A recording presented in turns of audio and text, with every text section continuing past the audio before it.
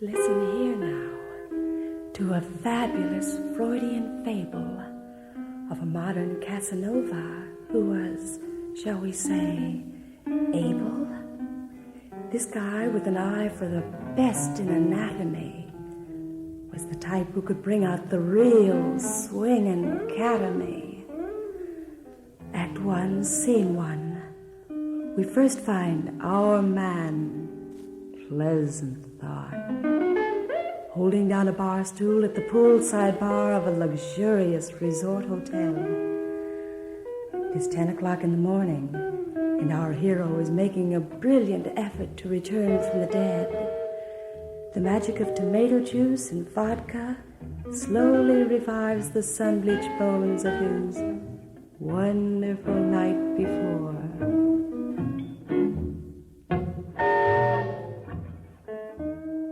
Oh, God, my head. Damn those bartenders. Present company accepted, of course. Dino, give me another Bloody Mary. And who was that chick I was with last night?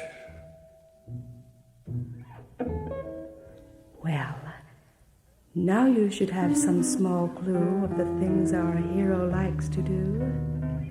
His hobby is girls. And I can't complain. We're much more fun than a model train.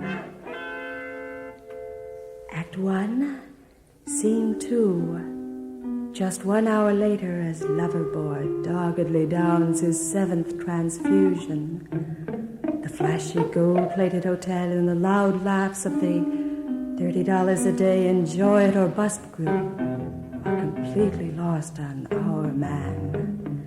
He couldn't care less as he wrestles with the blank wall of memory. Long Bloody Mary, tall Bloody Mary. Hey now, hail to this nectar of the godless. Vodka cures amnesia. I remember little miss last night. Brunette, buxom, bawdy, and bitchy. I remember garlic kisses in our page. But I promised her nothing. I remember the sweet and sour smell of gardenias on the elevator. Good night, she said. This is my floor. Good night, I said. I go 2 more. Good night. She almost beat me to my door. This I recall, and no damn more.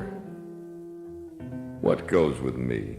Me, whose only mission in life is a collection of mattress-mounted trophies. How can a guy not remember whether he did or whether he didn't?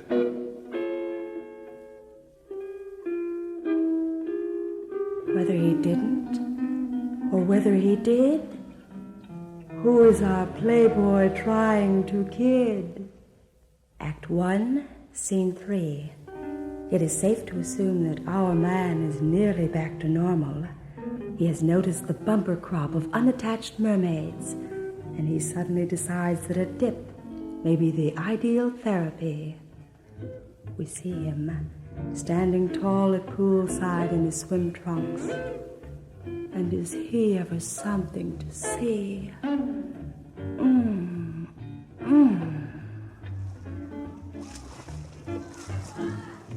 Go ahead, you idiots. Swim and laugh and dive and yell and scream. Scream? Don't knock it, buddy boy. Only girls scream. Girls. Beautiful, long-legged, soft-bodied, small-waisted, big-bosomed, red-lipped, fire-eyed girls. Gad, what a wonderful tour that was. Well, I better get wet and make like an athlete. There's work to be done and a reputation to maintain. Well, here goes. Steady now, my quivering loins. Be rigid, wall of trembling gut. Squeeze tight my manhood, Mr. Jansen, as the king immerses his royal posterior. Hot! Damn, that's cold. This health jazz will kill you. This water cure restores a poetic sanity within me. Look to the sun-baked edible girl cape, bikini-clad, the water-speckled, oil-rubbed beauty of almost never had. Now you're swinging, Pappy. A careful appraisal, and the expert looks for the one, the queen of the Vestal Virgins, waiting for the king's prerogative. I knew it.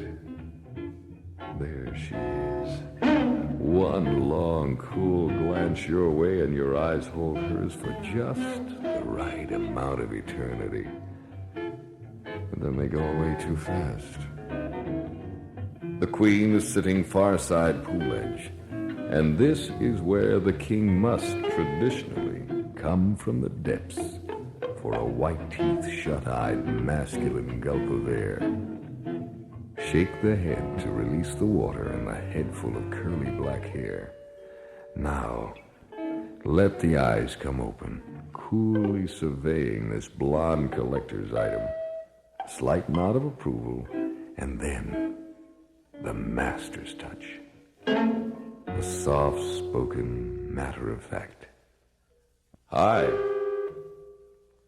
Her eloquent silence, the provocative smile, and the utter blondness of this tiny witch claims a horrible vengeance for her many predecessors. My bones had turned to jelly. In a monumental display of blundering stupidity, stammer the only words that come to your blonde-soaked mind. What's your name, honey? Oh, Lord. Oh, ever-loving Lord. This golden-haired annihilator of technique smiles a life-preserver of pity and answers, my name is Roxanne. Oh, my, oh, my, oh, my. Wouldn't you know it? Roxanne. Even her name is the very essence of all-over back-breaking blondness. Roxanne. Roxanne. Roxanne.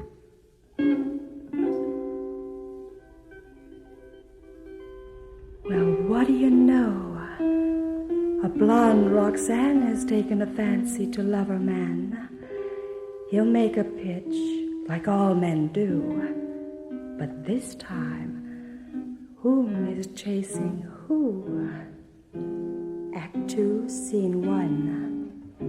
The happy sound of the 6 o'clock drinking clan fills the cocktail lounge of the dining room. The decor is the inevitable tropics, embellished with far-off Hawaiian music. The roar of canned surf is breaking on the beach of our hero's imagination. Oh, this wonderful, joyous, happy time, this bar stool, 70 yards high and me on it. The outstanding young citizen of Cloud 9. Roxanne. Oh, Roxanne. It's 5:45. She'll be here at 6. Man, how I wish she'd hurry. She might find me dead from searing anticipation. Roxanne, hurry to me. I command it. 2 hours of separation is lengthened into 2 decades of light years. Hurry to me, please. There, now, framed in the bamboo doorway. Aloha, Roxanne. Aloha. The Hawaiian bartender, blasé watcher of birds of paradise, delivers the majority opinion by one soft, appreciative. I hurry, desecrating ultimate art, to remove the masterpiece Roxanne from the bamboo-framed canvas of some supernatural Gauguin. With a half-smile of possessive pride, I ask for the secluded table for 2, and assure the captain that we shall dine in authentic Polynesian splendor as the menu dictates. But later, much later. For now, it is cocktail time. Roxanne, a martini, with golden gin, a perfect choice. Golden martinis, swift loosener of tongues and morals. Captain, 2 golden martinis. Make 'em dry. And on the double.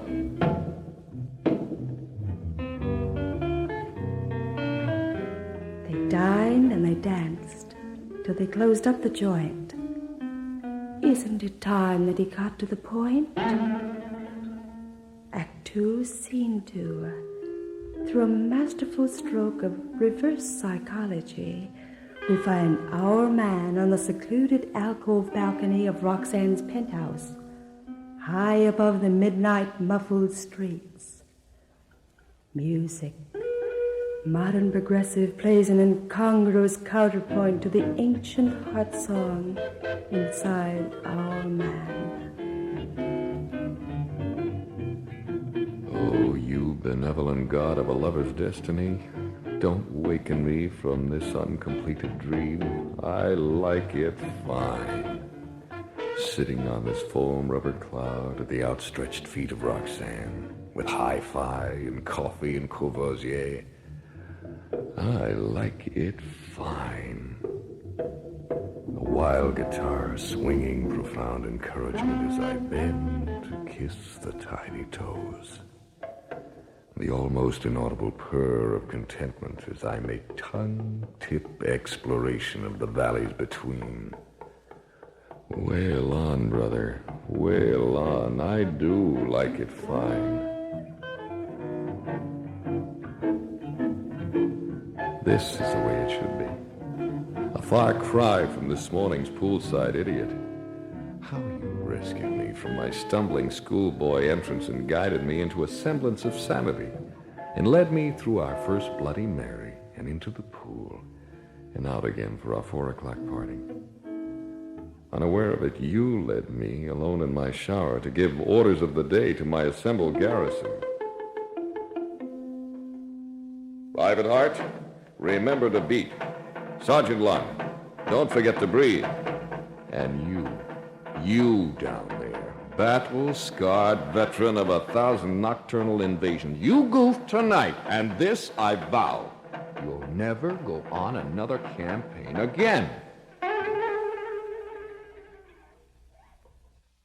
Oh, Roxanne, seeing I got us to a lucky blind man.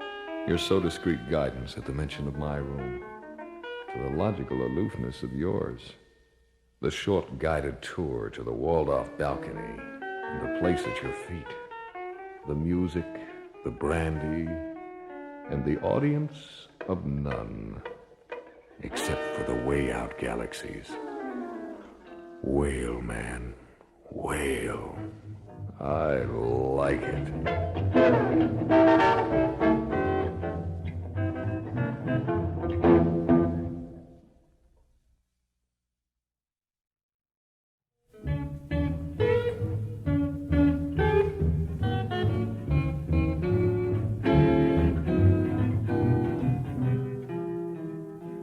It would seem that the blind and the penthouse combined should drive our hero right out of his mind. Act 3, Scene 2, on the alcove balcony, same place, just 2 choruses later. Enough of this wandering reminiscence. Make the scene, Flip-Top. Let's get back to the right now. Back to the kisses on delicate toes, to the satin feel of calfskin nestled in my hands, to the barely visible thighs in the barely adequate candlelight. A wonderment of comparison. The unstoppable automatic rush of northbound kisses is stopped by one eloquent upraised finger and Roxanne's voice. Take it easy now, baby. You come up here by me. Still the teacher. A wonderful, smiling, fantastic teacher. Too much, Roxanne. Too much. Like she said, what's the hurry? A self-imposed intermission lights my cigarette, drinks my drink, and collects my wits.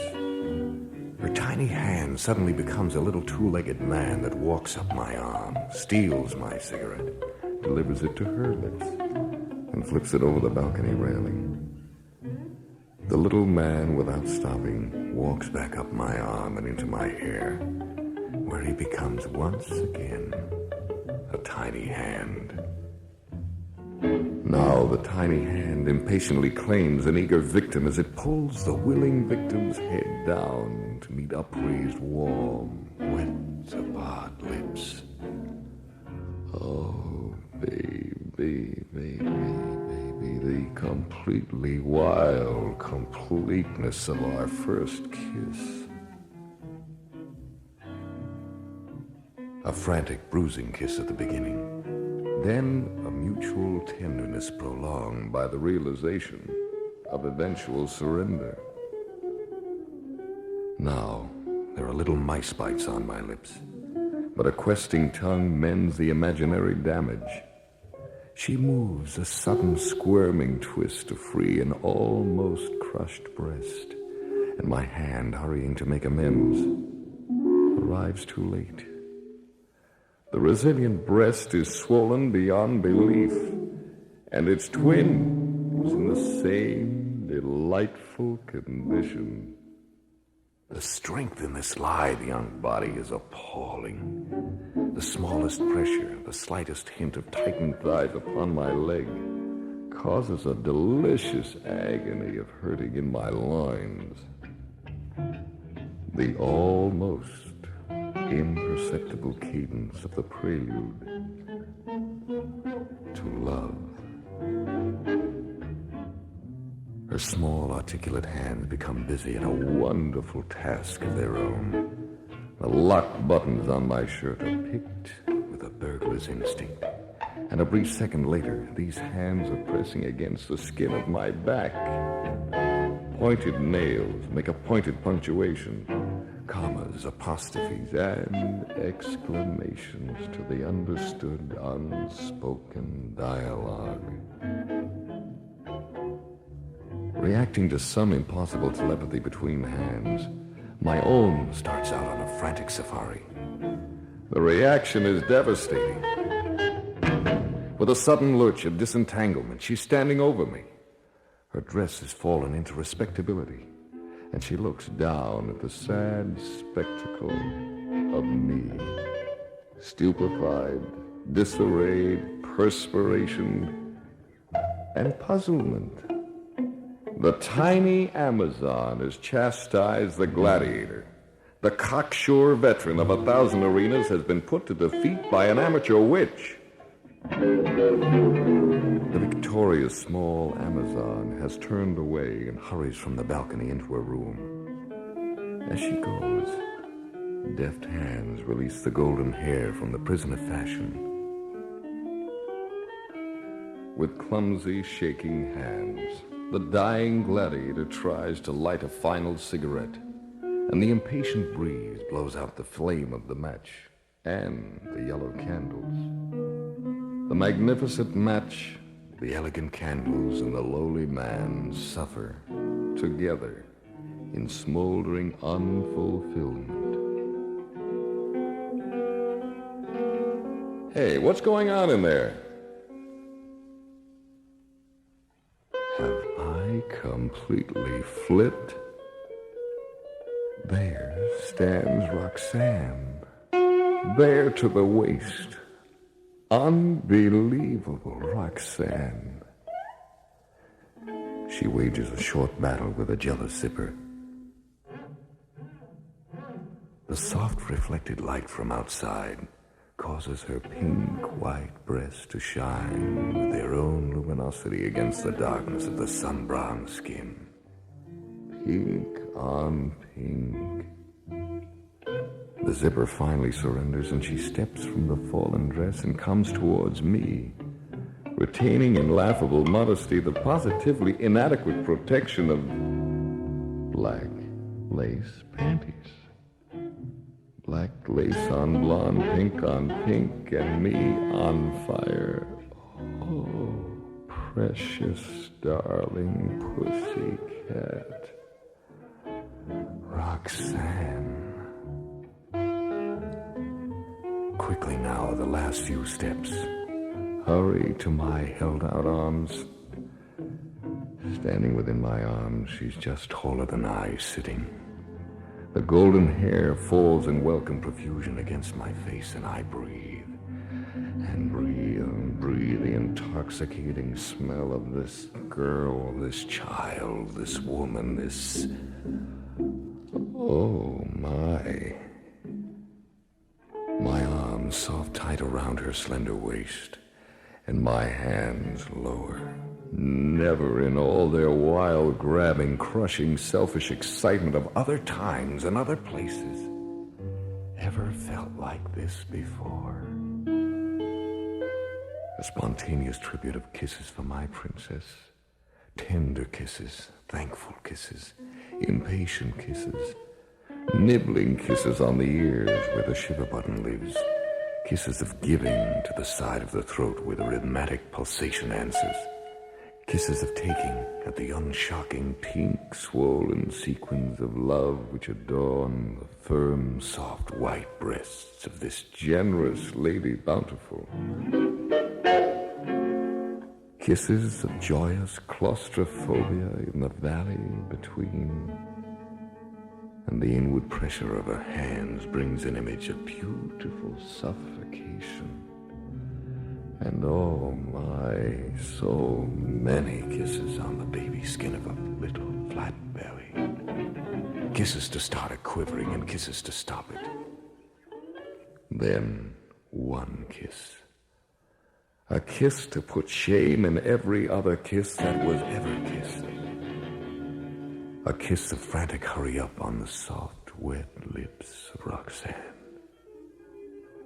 The warm brandy smell of the breath in her open lips mingles with the smell of her perfume, combined to create an almost heart-stopping scent. And I am lost, completely gone. Hold me, Roxanne. Hold me. Then, an incredibly graceful slow-motion adagio. A modern ballet based on every legend of every land since time began. The whole story told by one deliberate downward motion, ending in one impatient flip of the wrist. And the black lace panties hang on the parapet, a brave pennant in the breeze, a pennant hoisted by simultaneous victory and defeat. Oh, my darling, I love you. Hold me tight while I tell you. Please let me talk, honey. I know I don't have to, but I do have to. Your arms around me, the pretty legs, breasts against me, the wet lips, the golden hair, and the beautiful little place. And oh, Roxanne, the smell of you, the crawling sweet agony begins inside of me. The unbearable tingle of delicious pain rushing to converge in this wonderful, sweet, warm, precious, tender place of you. I love you. I love you. I love you, Roxanne. Roxanne. Roxanne. Oh, my precious, please forgive me. You're just too much. And don't smile, baby. I do love you. Now you're laughing. Please don't. Banish me to outer space. Turn out the amorous braggart, but please don't laugh. I shall bow on bended knee before thee and join the knighthood of futility. Your beautiful, amused, regal, naked highness can have the dubious privilege of dubbing me Sir Nothing. Honey, I don't even deserve the traditional backward glance. Oh, the horrible retribution, the shame, the girl of the century, and I goof.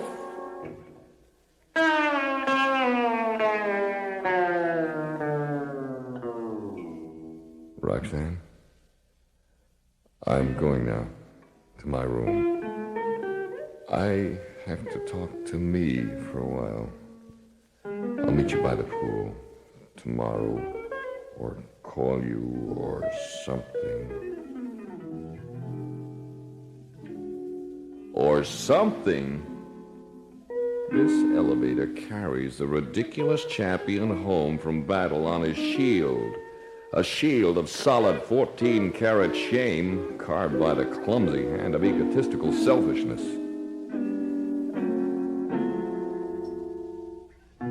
Poor dear, we can hear your ego crack. You look so strange with your ears pinned back. Act 3, Scene 3.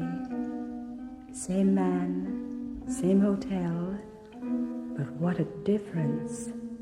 He is back in his own room now, heaping abuse on himself and sadistically searching his soul for a spot untouched by the bloody whip of self-ridicule.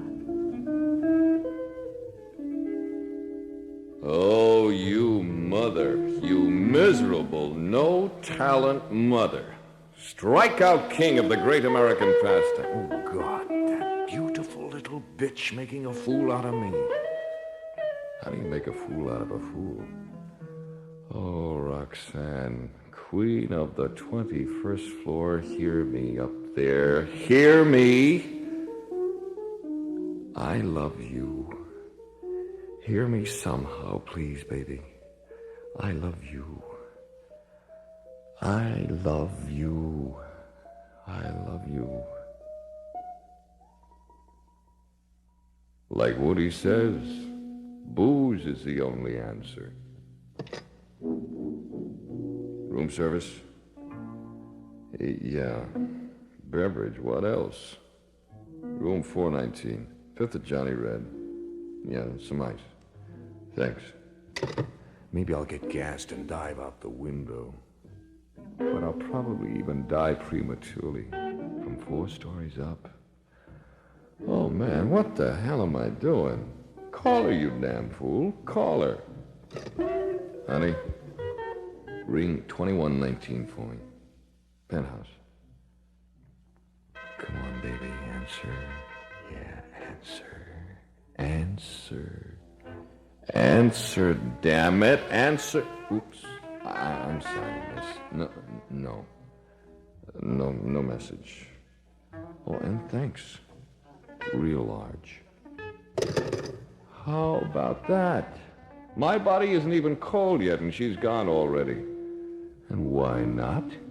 You deserve it, Casanova. Big deal. She's probably down in the saloon living it up. And you're up here dying. I can't die till I get my booze. That must be the new bellboy, by the way he's knocking. No calluses yet. Okay, kid, I'm coming. Come on in, buddy, and put the... Oh, for the love of... Roxanne, baby. Roxanne, I thought you were... I phoned and... Baby, I love you so. Oh, darling, you better know it, baby. Sure, I'm crying, I'm laughing, too. If you could only see how cute you looked when I opened that door. Standing there, waving those little black lace panties like a flag of truce. Oh, man, you're too much. Too much. Hey, now there's the elevator, and this has to be the bellboy. Yep. The sound of tinkling glasses and ice heralds the approach of my bosom companion, Johnny Walker. Thanks, buddy boy. Tips on the check. Good night, kid. Roxanne, where'd you go? Oh, what in the world are you doing, baby? That zipper's a real consistent bitch, ain't it? Just like before.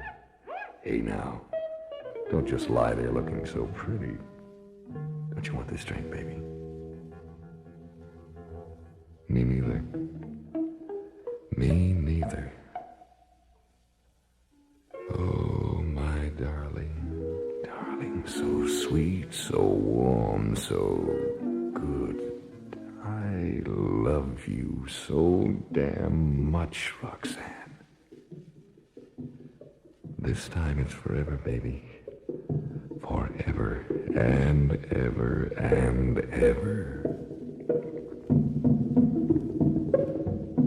Yes, my darling, yes. Forever and ever. Just the way I planned